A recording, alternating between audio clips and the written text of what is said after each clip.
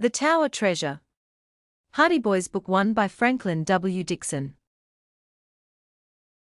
Chapter 1. The Speed Demon. Frank and Joe Hardy clutched the grips of their motorcycles and stared in horror at the oncoming car. It was careening from side to side on the narrow road. "He'll hit us. We'd better climb this hillside and fast," Frank exclaimed, as the boys brought their motorcycles to a screeching halt and leaped off.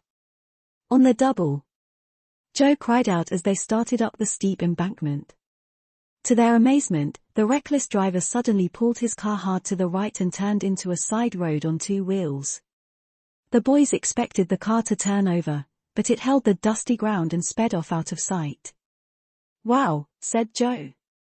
"Let's get away from here before the crazy guy comes back. That's a dead-end road, you know." The boys scrambled back onto their motorcycles and gunned them a bit to get past the intersecting road in a hurry. They rode in silence for a while, gazing at the scene ahead. On their right, an embankment of tumbled rocks and boulders sloped steeply to the water below. From the opposite side rose a jagged cliff. The little-traveled road was winding, and just wide enough for two cars to pass. "Boy, I'd hate to fall off the edge of this road," Frank remarked. "It's a 100-foot drop." "That's right," Joe agreed. "We'd sure be smashed to bits before we ever got to the bottom." Then he smiled. "Watch your step, Frank, or Dad's papers won't get delivered." Frank reached into his jacket pocket to be sure several important legal papers which he was to deliver for Mr. Hardy were still there. Relieved to find them, Frank chuckled and said, "After the help we gave Dad on his latest case, he ought to set up the firm of Hardy and Sons." "Why not?" Joe replied with a broad grin. "Isn't he one of the most famous private detectives in the country? And aren't we bright too?" Then, becoming serious, he added, "I wish we could solve a mystery on our own, though." Frank and Joe, students at Bayport High, were combining business with pleasure this Saturday morning by doing the errand for their father. Even though one boy was dark and the other fair, there was a marked resemblance between the two brothers. 18-year-old Frank was tall and dark. Joe, a year younger, was blonde with blue eyes. They were the only children of Fenton and Laura Hardy. The family lived in Bayport, a small but thriving city of 50,000 inhabitants, located on Barmet Bay, 3 miles inland from the Atlantic Ocean. The two motorcycles whipped along the narrow road that skirted the bay and led to Willowville, the brothers' destination. The boys took the next curve neatly and started up a long, steep slope. Here the road was a mere ribbon and badly in need of repair. "Once we get to the top of the hill it won't be so rough," Frank remarked, as they jounced over the uneven surface. "Better road from there into Willowville." Just then, above the sharp putt-putt of their own motors, the two boys heard the roar of a car approaching from their rear at great speed. They took a moment to glance back. "Looks like that same guy we saw before," Joe burst out.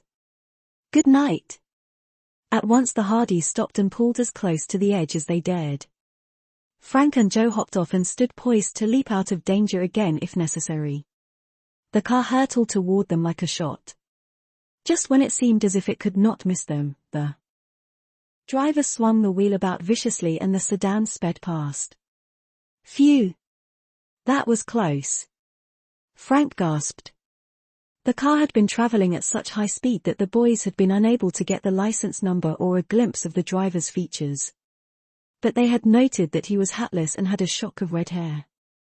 "If I ever meet him again," Joe muttered, I'll dash." The boy was too excited to finish the threat. Frank relaxed. "He must be practicing for some kind of race," he remarked, as the dark blue sedan disappeared from sight around the curve ahead. The boys resumed their journey. By the time they rounded the curve, and could see Willowville in a valley along the bay beneath them, there was no trace of the rash motorist. "He's probably halfway across the state by this time," Joe remarked. "Unless he's in jail or over a cliff," Frank added. The boys reached Willowville and Frank delivered the legal papers to a lawyer while Joe guarded the motorcycles. When his brother returned, Joe suggested, how about taking the other road back to Bayport? I don't crave going over that bumpy stretch again. Suits me. We can stop off at Chet's. Chet Morton, who was a school chum of the Hardy boys, lived on a farm about a mile out of Bayport. The pride of Chet's life was a bright yellow jalopy which he had named Queen. He worked on it daily to soup up the engine.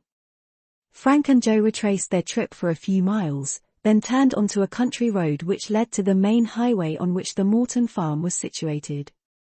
As they neared Chet's home, Frank suddenly brought his motorcycle to a stop and peered down into a clump of bushes in a deep ditch at the side of the road.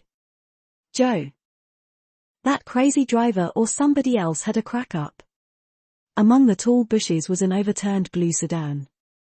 The car was a total wreck, and lay wheels upward, a mass of tangled junk. We'd better see if there's anyone underneath. Joe cried out. The boys made their way down the culvert, their hearts pounding. What would they find? A close look into the sedan and in the immediate vicinity proved that there was no victim around.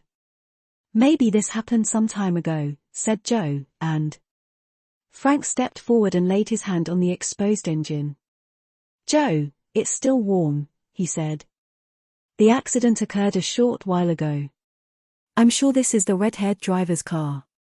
But what about him? Joe asked. Is he alive? Did somebody rescue him, or what happened? Frank shrugged. One thing I can tell you.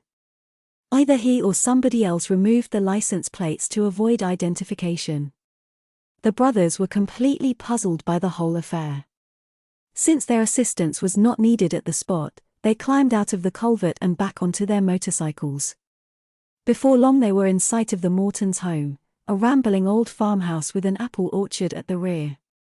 When they drove up the lane they saw Chet at the barnyard gate. Hi, fellow, Joe called. Chet hurried down the lane to meet them. He was a plump boy who loved to eat and was rarely without an apple or a pocket of cookies. His round, freckled face usually wore a smile.